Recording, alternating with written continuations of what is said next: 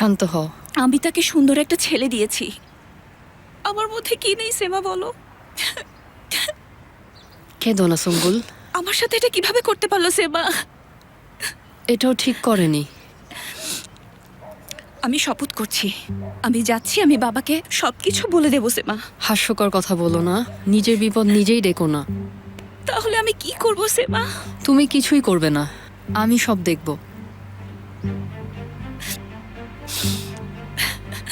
যা প্রাপ্য তা ভাবে সদ্রুদ্দিন।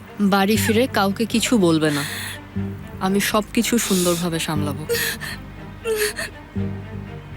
ঠিক আছে, ঠিক আছে। এদিকে এসো, এসো। শান্ত হও, কান্না করো না, আর কান্না করো না। সদ্রুদ্দিন অবশ্যই ভুল করেছে, আমি দেখছি। ঠিক আছে। এবার চোখের পানি মুছে ফেলো, সিট বেল্টটা বেঁধে নাও, ঠিক আছে?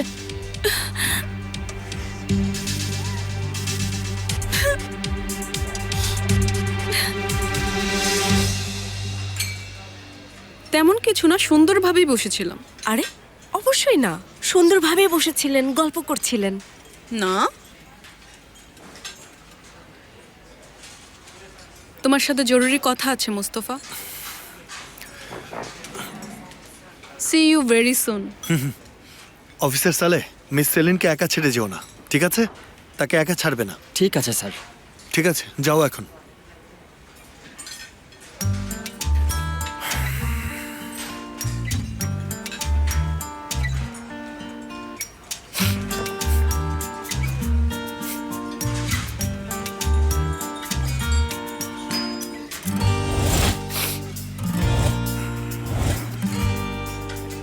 মনে হয় আমার কথার জন্য অপেক্ষা করছো। বিবৃতি হতে পারে, অথবা একটি সংবাদ সম্মেলন, একটি ঘোষণাও হতে পারে, তোমার যেটাতে সুবিধা। শুরু করি তাহলে। হ্যাঁ চলো। এখন একটি ধুলো এবং গ্যাসের একটি মেঘ, ঠিক আছে, মহাকাশে, আর কিছু না, এভাবেই চলছে। এটা কখনো কখনো বৃদ্ধি পায়, আবার সংকুচিত হয়, আবার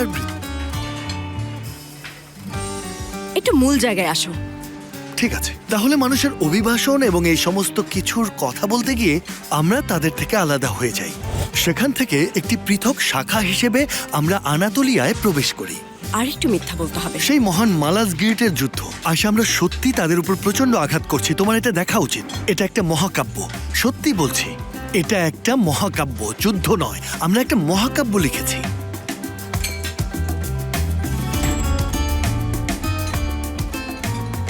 ওহ ঠিক আছে, আসলে আমি এটা বলেছিলাম কারণ ভেবেছিলাম যে ও সুন্দর, তো তোমার হিংসা হবে, তাই এটা বানিয়ে বলেছি আয়শা, আর কিছু না।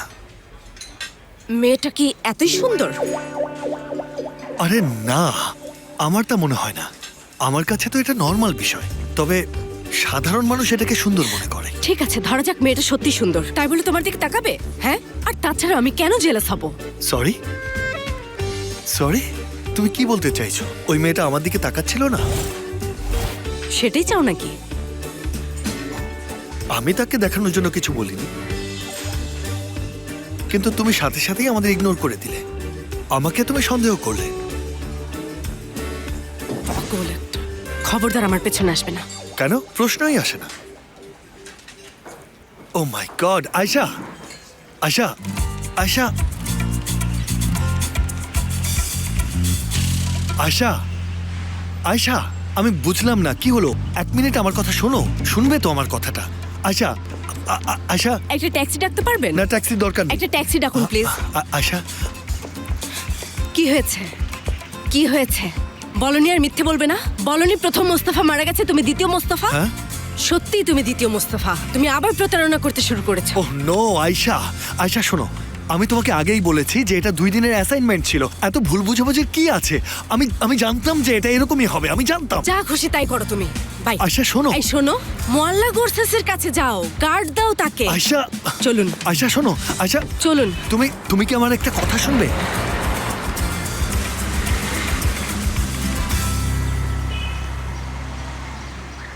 সব সময় কি আমিই থাকবো?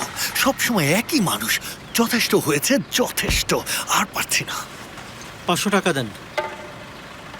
কিসের 500 টাকা? পার্কিং ফি ভাই।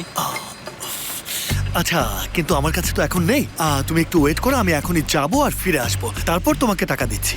সবাই কেমন যেন ক্রেজি হয়ে গেছে, সবাই ক্রেজি হয়ে গেছে। কি যে করবো আমি।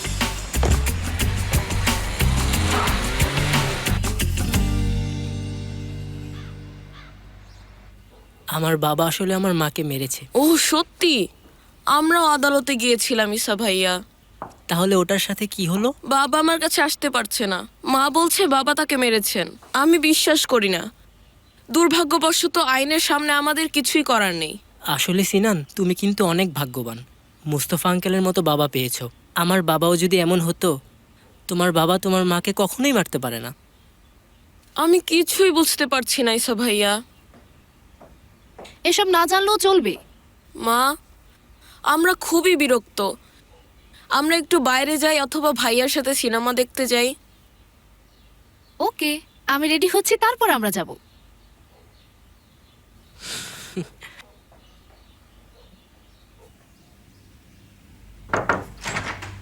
বাবা, মনে হচ্ছে এহসানকে খুঁজে পেয়েছি। কোথায় ছিল? আপনি নিশ্চয়ই মোস্তফার সাথে কথা বলেছেন, তাই না? ওর বোনও ফোন করেছিল, সে কোনো হোটেলে আছে বলেছে। ঠিক আছে, যাও, এখনই নিয়ে এসো।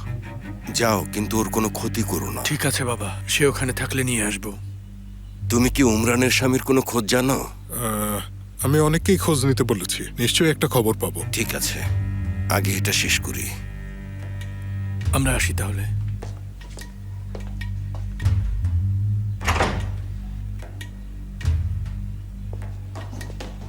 এই শোনো, ভাই? মিসেস উমরানের বাড়িতে যাও। উমরানের স্বামী আছে নামিক, তাকে নিয়ে এসো। ঠিক আছে ভাই। ভাই, ফেরিয়া ফোন করেছে, সে এহসানের লোকেশন খুঁজে পেয়েছে। আমরা তাকে নিয়ে আসতে যাচ্ছি। আচ্ছা চলো। আমরা কি এভাবে যাব? আমরা কি বন্দুক বা অন্য কিছু নিয়ে যাব না? আমরা কি ইঁদুরের মতো লুকিয়ে থাকে একজন লোককে ভয় পাবো? চলো, কিছুই হবে না। কি হয়েছে ওনার? পরে বলছি, ঠিক আছে। চলো। এখন তো তাই হবে। প্রথম উত্তরের বাতাস শেষ হয়ে গেছে, এখন দ্বিতীয় উত্তরের বাতাস শুরু হয়েছে। ও বাদ দাও, মিথ্যা তোমার শরীরে বাসা বেঁধেছে, এখন আছে মিথ্যাবাদী। কি ভেবেছো নিজেকে? আয়শা, আয়শা, শুনুন মেলিসা, ওই লোকটাকে আমি অনেক কষ্ট দেব। কে? মোস্তফা? আর কাকে বলুন তো? শুনুন, এখন দেখুন, ও এখানেই ঘুরবে, ওইখানে গাড়ি পার্ক করবে, এখানে সে দাঁড়াবে, আমার কাছে ভিক্ষা চাইবে, এখানেই দাঁড়াবে। বিশ্বাস না হলে তাকিয়ে দেখুন, ওই যে ওখানে ঘুরবে। ট্রাফিক জ্যামে সে আটকা পড়েছে, এখনই আসবে, চলে আসবে।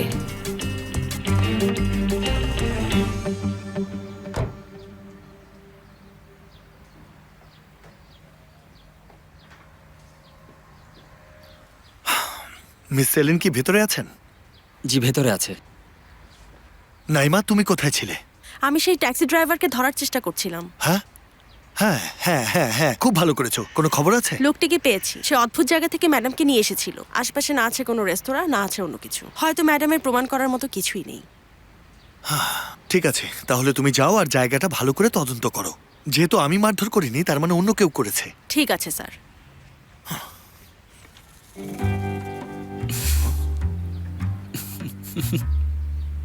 হাসো হাসো হাসো হাসো, মুক্ত মনে হাসো, প্রাণ খুলে হাসো। আমি এই সব কিছুর হিসাব নেব, ঠিক আছে? হাসো, ভালো করে হাসো। স্টুপিড।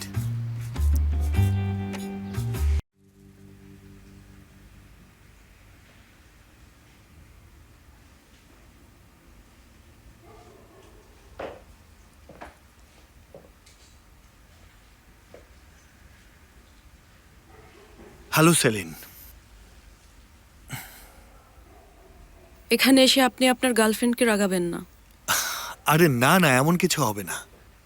সে হচ্ছে পৃথিবীর সবচেয়ে ম্যাচিওর আর বুদ্ধিদীপ্ত মেয়ে। এসব নিয়ে মাথা ঘামাবে না। মনটা তো বলছে ওর গলাটা চেপে ধরি। দেখুন, আমি কোনো মেয়ে বা অন্য কিছুর পরোয়া করি না, কিন্তু তুমি আমার সাথে মিথ্যা কেন বলবে ভাই?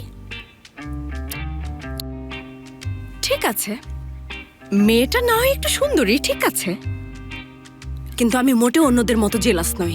আমি জানি আমার সাথে তুমি কোনো অন্যায় করবে না, আমি জানি, কিন্তু তুমি আমাকে মিথ্যা বললে কেন? আমার মনে হয় মোস্তফার একটা শিক্ষা হওয়ার দরকার আছে। হ্যাঁ, আপনি এবার বলুন মিস মেলিসা। তোমাকে একটু ধীরে এগোতে হবে। Step by step. কি পড়ছেন আপনি? বই। আচ্ছা,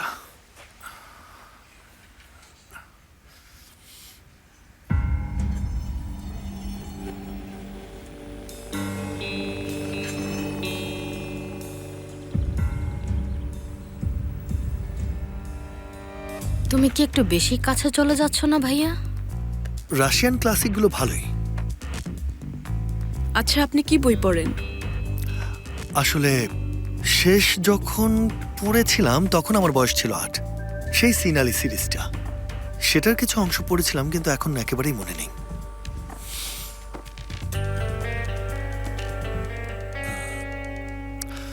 এই বইটা তো বেশ পুরনো, মনে হচ্ছে এটা হাতছাড়া করেন না আপনি।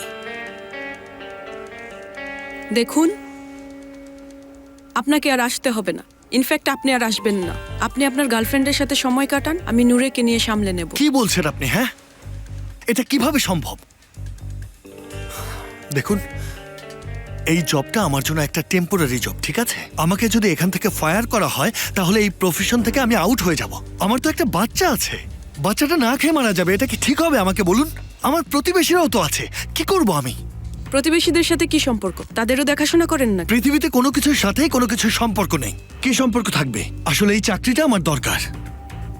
আচ্ছা ঠিক আছে, কিন্তু আপনাকে আমার কোনো দরকার নেই। কে বলেছে এটা? কে বলেছে?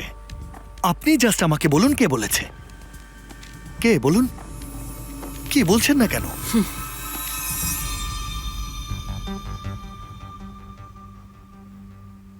এটাই নাকি? হ্যাঁ,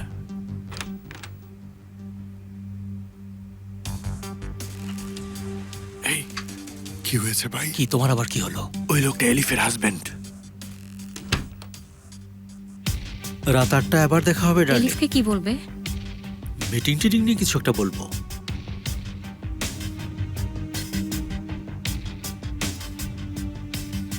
ভাই, এলিফের সাথে সে প্রতারণা করেছে। দাঁড়াও ভাই, কি করছো তুমি? এটা ওদের পারিবারিক বিষয়, তুমি কেন নাক গলাচ্ছ? এলিফের সাথে চিট করেছে। এটা তোমার বিষয় না। আচ্ছা এসো, কাজে নেমে পড়ি।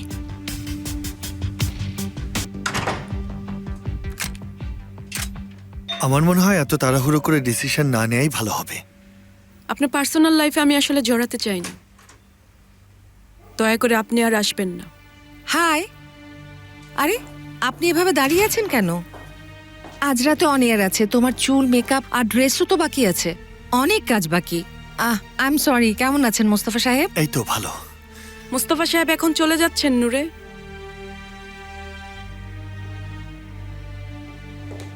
সেলিন, কি হয়েছে?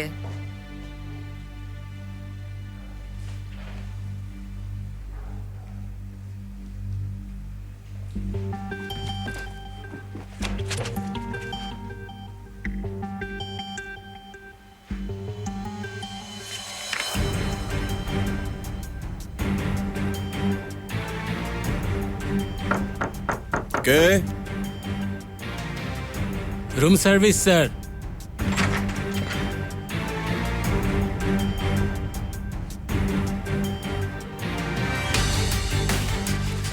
এই যে এই যে এই যে, আমাকে তোমরা খুঁজে পেলে কিভাবে? ভুল প্রশ্ন খোকা। সঠিক প্রশ্ন হওয়া উচিত, তোমরা আমার সাথে কি করবে? এদের এখানে আসার সাথে আমাদের কোনো সম্পর্ক নেই। তাই নাকি? তাহলে যাওয়া যাক।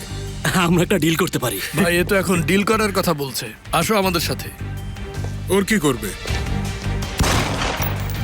আমার সামনে যাও, জলদি জলদি ভাই। আরে সে তো শুধু আমাকে বলে যে আপনি আসবেন না। এখন তাহলে কি করবে? কি করব জানি না। যে বইটা সে পড়েছিল তাতে কিছু শব্দ আন্ডারলাইন করা আছে। তো ওই বইটা তো খুবই পুরনো বই। হ্যাঁ, আমিও দেখেছি। আর তোমার পাশ থেকে তো সরেও না। কি মনে হয় তোমার, এর অর্থ কি? আমিও ঠিক জানি না। উফ, আচ্ছা যাই হোক, আমি ওখানে এসে তোমার সাথে কথা বলছি। ঠিক আছে।